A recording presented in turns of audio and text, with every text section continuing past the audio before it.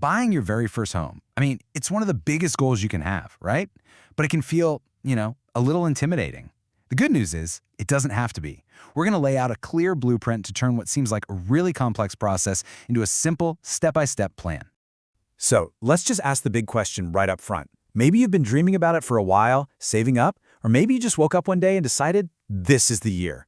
Whatever the reason you're here, let's get you ready to actually make it happen. And look, let's be real. The whole idea of buying a house can feel, well, totally overwhelming. It can seem like this giant maze of confusing numbers, mountains of paperwork, and just a whole lot of stress. But I'm telling you, it really, truly doesn't have to be that way. And that is exactly why we're here. We're going to give you a clear plan. We're calling it the Homeownership Blueprint, and it's designed to walk you through every single stage, from figuring out your finances all the way to that amazing moment you get the keys in your hand. But before we dive into the how, we got to talk about why all this planning is so critical. There's this term, house poor, and it's where your house just eats up every last penny of your income. It is, without a doubt, the #1 trap that first-time buyers fall into. This blueprint is built specifically to help you avoid that at all costs. So that brings us right into our first major section, building a rock-solid financial foundation. This is the groundwork, you guys. Everything else that happens in the home buying process, it all rests on how well you prepare right here, right now. And it all kicks off with these 3 simple but incredibly powerful steps.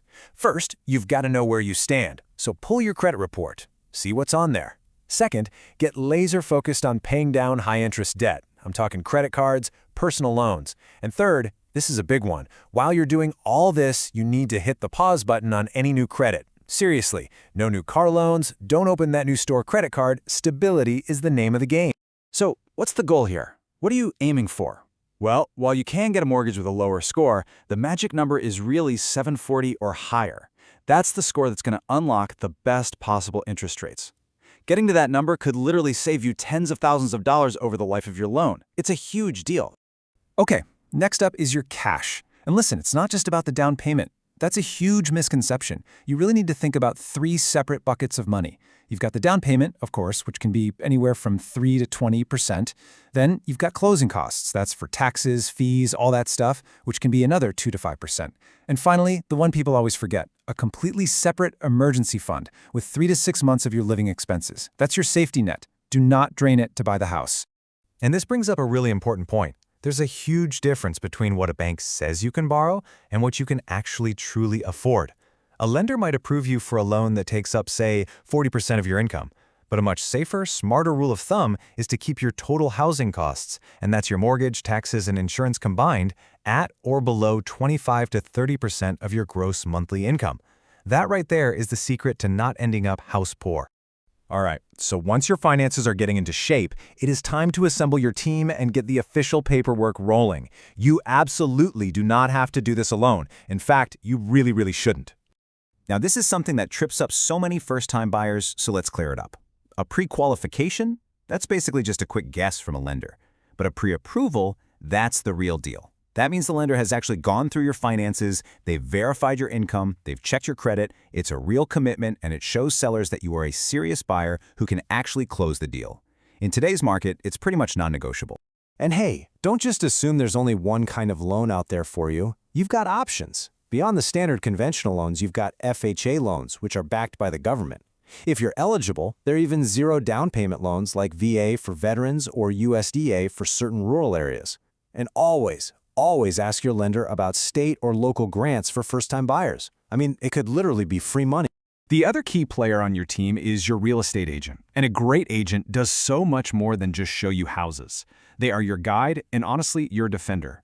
They know the local market inside and out, they can translate all that confusing contract jargon, and most importantly, they are in your corner, fighting for you during negotiations.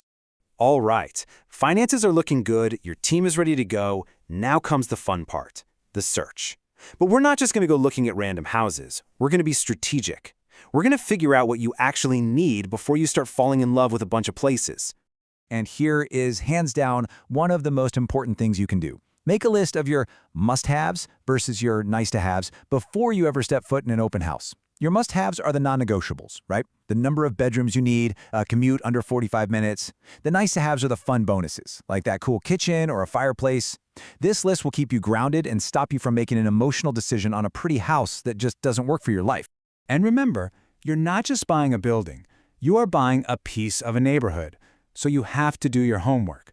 Seriously, do the commute during rush hour. Look up the history of property taxes in the area. Check out the school ratings. Even if you don't have kids, it totally affects your resale value down the line. You want to know as much about that area as somebody who's already living there. So, you found it, the one. Now it's time to navigate the final, technical, and kind of intense phase of this journey. This is where all your preparation and your expert team really pay off. They're going to guide you all the way from making that offer to sitting at that closing table. So let's zoom out and look at what a typical journey might look like. A 6-month timeline is pretty common. And notice this, the first 2 months are all prep work. That's before you even really start looking. The house hunting part, that's just one piece of the puzzle. After that, you've got the offer, the inspections, the appraisal, all that critical stuff. Just remember, it's a marathon, not a sprint. Okay, if you only take away one single thing from this entire section, let it be this. Do not skip the home inspection. I don't care how perfect or new a house looks. A home inspector is trained to see things that you and I would never notice, potential major issues with the roof, the foundation, the wiring. This inspection report is your single best negotiating tool, and it's your get-out-of-jail-free card to walk away from a potential financial disaster. And finally, let's bring it all home by talking about the big pitfalls. Think of this last section as one final check of your blueprint, making sure there are no critical flaws in the plan. These are the common mistakes we really want to help you avoid. So here it is, your final checklist of what not to do. Don't spend every single penny the bank says you can. Don't drain your emergency savings to cover closing costs.